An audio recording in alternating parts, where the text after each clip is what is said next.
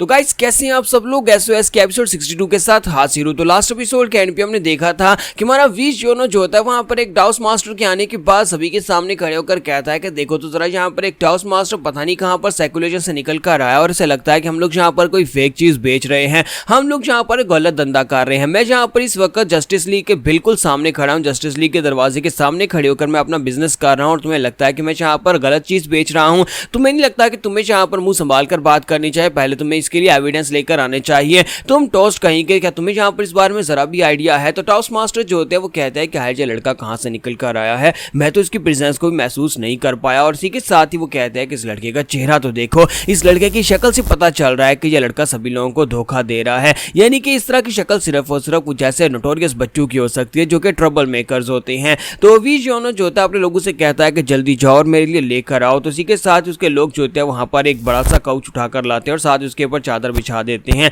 तो वीज जोनो जो होता है वो जाकर लेट जाता है और कहता है कि मुझसे यहाँ पर ज्यादा देर तक खड़े रहकर बात नहीं होती, तो मैं यहाँ पर लेट कर भी तुमसे बात कर सकता हूँ। तो टाउस मास्टर बताओ कि तुम्हें यहाँ पर हमारे पर शक क्यों है कि हम लोग यहाँ पर गलत धंधा कर रहे हैं? तो टाउस मास्टर से कहता है क्या तुम इस जगह के मालिक हो? मुझे नहीं लगता कि तुम इस जगह के मालिक हो, फिर तुम यहाँ पर स्वर्ड एम्परर के ट्रेजर को कैसे बेच सकते हो? तुम एक फ्रॉड हो, तुम्हारी ये बुक भी फ्रॉड है। तो मैं वीज जोनो से कहता है क्या तुम्हारे पास यहाँ पर इस बात का कोई सबूत है कि ये फ्रॉड है? मुझे लगता है कि तुम आज ही सर्कुलेशन से ट्रेनिंग करके बाहर निकले हो, लगता है किसी जंगल की केव के अंदर बैठे वहां पर ट्रेनिंग कर रहे थे और आज ही वहां पर से वापस आए हो। इसी वजह से तुम्हें दुनिया के ट्रेंड के बारे में कुछ भी नहीं पता कि इस वक्त यहाँ पर क्या चल रहा है। इस वक्त स्वर्ड एम्परर का ट्रेजर मिल चुका है। पहले दुनिया यहाँ पर स्वर्ड एम्परर के ट्रेजर के लिए एक दूसरे को काट रही थी, एक दूसरे को मार रहे थे और उसके बाद तो मुझे मिला और मैंने यहाँ पर उसे सेल पर लगा दिया। तो वहां पर पीछे जो लोग होते हैं वो लोग भी यही बातें कर रहे होते हैं, लगता है कि वाकई में टाउस मास्टर जो है वो किसी जंगल में बैठा ट्रेनिंग कर रहा था। इसी वजह से यहाँ पर स्वर्ड एम्परर के ट्रेजर के बारे में कुछ भी नहीं पता। तो वीज जोनो कहता है कि अब जबकि तुम्हारे जैसा एक टाउस मास्टर जो अभी भी सर्कुलेशन से निकल कर रहा है और जैसे दुनिया के ट्रेंड्स के बारे में नहीं पता, तो फिर ठीक है, मैं तुम्हें यहाँ पर इस बात को साबित करने के लिए ये बुक देता हूँ। तुम खुद इस बुक को पढ़ लो। अगर तुम वाकई में एक टाउस मास्टर हुए तो उस बुक को पढ़ने के बाद तुम्हें समझ आ जाए कि ये बुक असली है, ये फेक नहीं है। और इसको पढ़ने के बाद तुम खुद ही यहाँ पर फैसला करना कि हम लोग यहाँ पर झूठ तो नहीं बोल रहे हैं और ना ही हम लोग कोई फ्रॉड कर रहे हैं। और वैसे यहाँ पर इस बुक को पढ़ने के लिए पैसे लगते हैं, इसे कॉपी करने के लिए तुम्हें यहाँ पर 3 गोल्डन यांग्स देने पड़ते हैं, लेकिन मैं तुम्हें यहाँ पर पहले 2 पेजेस फ्री में पढ़ने दूंगा ताकि तुम इसको कंफर्म कर सको। तो चलो जल्दी से इसे पढ़ो। तो हमारा वीज जोन अपने पास रियल बुक उसे देता है। तो टाउस मास्टर उस बुक को ओपन करते हैं, उसे खींचते हैं और उसे कहते हैं कि मुझे लगता है कि ये लड़का यहाँ पर सभी को बेवकूफ बनाने की कोशिश कर रहा है। मेरे जैसे टाउस मास्टर को यहाँ पर बेवकूफ बनाना इतना भी आसान नहीं है। मैं इस बुक को देखते ही इसके ओरा को पहचान कर, इसके कॉन्टेक्ट्स को देखकर ही बता सकता हूँ कि ये नकली है। तो जैसे ही टाउस मास्टर उसको पढ़ना स्टार्ट करते हैं उसके अंदर से उनके लिए रोशनी निकल रही होती है, यानी कि उसे ऐसे लगता है जैसे कि वो यहाँ पर पिछले कई सालों से सर्कुलेशन में बैठकर जो ट्रेनिंग कर रहा था लेकिन वो ब्रेक थ्रू नहीं कर पाया। अगर वो इन सारे के सारे कॉन्टेक्ट्स को मास्टर कर लेता है तो फिर वो यहाँ पर ब्रेक थ्रू कर लेगा। तो मास्टर कहते हैं कि ये क्या, इसके थोड़े बहुत वर्ड्स को पढ़ने के बाद मुझे ऐसा महसूस हो रहा है जैसे कि मैं ब्रेक थ्रू करने वाला, बस थोड़ा सा और, बस थोड़े से और पेजेस को पढ़ लूं। तो वहां पर 2 पेजेस पढ़ने की उसे इजाजत होती है और जैसे ही वो यहाँ पर तीसरे पेज को खोले लगता है वीज जोनो उसके पास से बुक छीन लेता और कहता है कि बस करो, बाकी के सभी लोग पैसे देकर इसे खरीद रहे हैं और तुम यहाँ पर फ्री में से पढ़ना चाहते हो, मैं तुम्हें फ्री में से बिल्कुल भी नहीं देने वाला। तो टाउस मास्टर से कहते हैं कि बताओ कि इसकी कीमत कितनी है? यहाँ पर बाकी के सभी लोग 3 यांग में इसको पढ़ रहे हैं, तो फिर मुझे बताओ कि मैं भी यहाँ पर 3 यांग देने को तैयार हूँ। तो वीज जोनो से कहता है कि नहीं, 3 यांग तो बाकी के सभी आम लोगों के लिए है, वो पर पर्सन के हिसाब से। लेकिन अब जबकि तुम एक टाउस मास्टर हो, एक एल्डर हो और तुम अपने पूरे सेक्टर के लिए से हासिल करना चाहते हो, तो फिर तुम्हें अपने सेक्टर के हिसाब से में पेमेंट देनी होगी। और साथ ही वीज जोनो के कान में जाकर बात करते हुए उसे बताता है कि यहाँ तक कि शाओलिन के एक मॉन्क ने हमें पूरे 300 यांग दिए हैं, 300 गोल्डन यांग के बदले में उन्होंने यहाँ पर साथ में अपना एक सर्वेंट भी हमें दिया है ताकि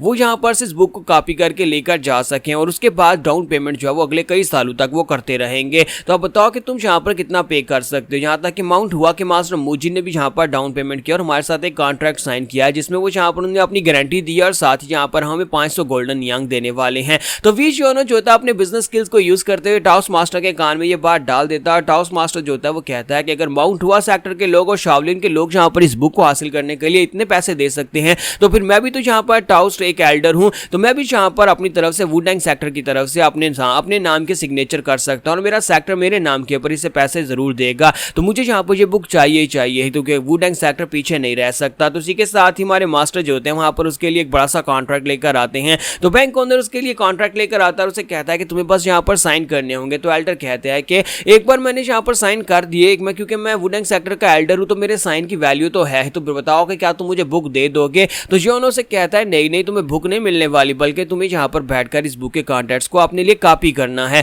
ओरिजिनल बुक तो मेरे पास ही रहने वाली है। तो मास्टर कहते हैं हाँ हाँ क्यों नहीं, मैं यहाँ पर सिर्फ और सिर्फ उसे कॉपी करूंगा। और साथ ही मास्टर वहाँ पर साइन करने के बाद वहाँ पर अपना समझौता कर लेते हैं और डील करने के बाद जाकर अपनी बुक लेकर बैठ जाते हैं और उन कंटेंट्स को कॉपी करना शुरू कर देते हैं। तो बाकी के सभी लोगों को भी यकीन हो जाता है कि अगर टाउस मास्टर यहाँ पर इसको कॉपी कर रहा है तो इसका मतलब यह है कि इसमें कोई फ्रॉड वाली बात नहीं है, ये बुक वाकई में रियल है। और सभी लोग जो होते हैं, जो लोग अभी इसे खरीद नहीं रहे थे, वो उधार लेकर उसको खरीदना शुरू कर देते हैं, यानी उसे कॉपी करने के लिए पैसे दे देते हैं। तो हमारा वी जियोनो जो होता है बड़ी आराम से वहां पर लेटा देख रहा होता है कि पैसा आ रहा है और वो आराम से वहां पर लेटा हुआ है। तो वी जियोनो कहता है कि मुझे इस बात की काफी हैरानी होती है जब मैं इस बुक को देखता हूँ। उस बुक को अपने पास लेकर बैठा होता है, सोच रहा होता है कि ये वाकई में इतनी खास वैल्यूएबल बुक है। जितनी बार मैं इस बुक को देखूं, मुझे इस बुक के अंदर कुछ भी खास दिखाई नहीं देता। मुझे लगता है कि इस बुक के अंदर कुछ ना कुछ कमी तो जरूर है, या फिर इस बुक के अंदर कुछ ना कुछ सस्पिशियस है। मुझे ऐसा लगता है जैसे कि इस बुक के अंदर मैलिस है, यानी कि कोई डिमोनिक कार्ड को इसके अंदर मर्ज किया गया, मिक्स किया गया है, या फिर जानबूझकर इस बुक के अंदर कुछ ना कुछ कमी रखी गई है।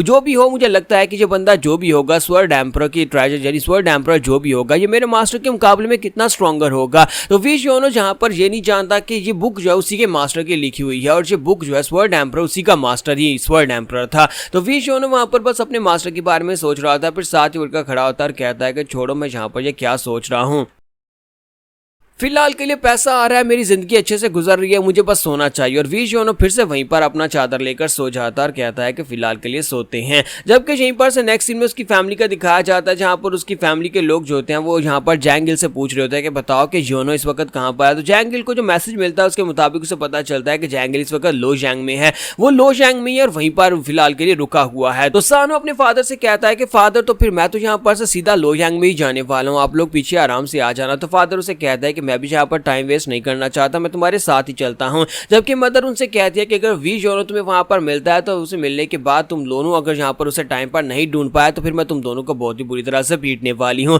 इसलिए टाइम पर वहां पर पहुंच जाना और मेरे बेटे को ढूंढकर वहां पर पकड़ कर रखना ताकि मैं आकर उससे मिल सकूं। तो इसी के साथ ही फादर और बेटा दोनों वहां पर से आगे चल पड़ते हैं और फादर जो होते हैं अपने बेटे से कहता है कि बेटा मेरी एक बात को जिंदगी में याद रखना, जब भी कभी तुम्हारी शादी हो जाए तो शादी के बाद कभी भी यहाँ पर जांगू के अंदर किसी जर्नी के ऊपर मत चले जाना, क्योंकि फादर खुद यहाँ पर 13 साल के लिए डिमोनिक वॉरियर से फाइट करने के लिए म्यूरियम में चले गए थे, जिसके बाद जब वो घर वापस आया तो उसकी वाइफ जो थी वो एक खूंखार शेरनी बन चुकी थी और अब वो अपनी वाइफ से काफी ज्यादा डरते हैं। तो इसी के साथ ही जैंगिल जो होता है जब वहां पर उस लेटर को पढ़ रहा होता है तो उस लेटर के अंदर कुछ और इन्फॉर्मेशन भी होती है। जैंगिल कहता है कि इस इन्फॉर्मेशन के मुताबिक जियोनो इस वक्त एक लड़की के साथ है और इस वक्त वो जस्टिस अलायंस के बाहर है। तो ये बात सुनने के बाद डिवाइन डॉक्टर उसे कहते हैं क्या तुमने कहा कि वो एक लड़की के साथ है? अच्छा, तो वो एक लड़की के साथ है। तो वो उसे कहता है हाँ हाँ वो एक लड़की के साथ है। इसी के साथ ही डिवाइन डॉक्टर कहती है मुझे लगता है कि अगर वो एक लड़की के साथ और साथ ही वो इस वक्त जस्टिस लाइंस में तो वहां पर कुछ ना कुछ बुरा हुआ होगा और मुझे लगता है कि वहां पर लोगों को मेरे मेडिकल स्किल्स की जरूरत है। और वैसे वो यहाँ पर से जाने वाली थी, लेकिन जैसे उसने सुना कि हमारा वी जियोनो एक लड़की के साथ है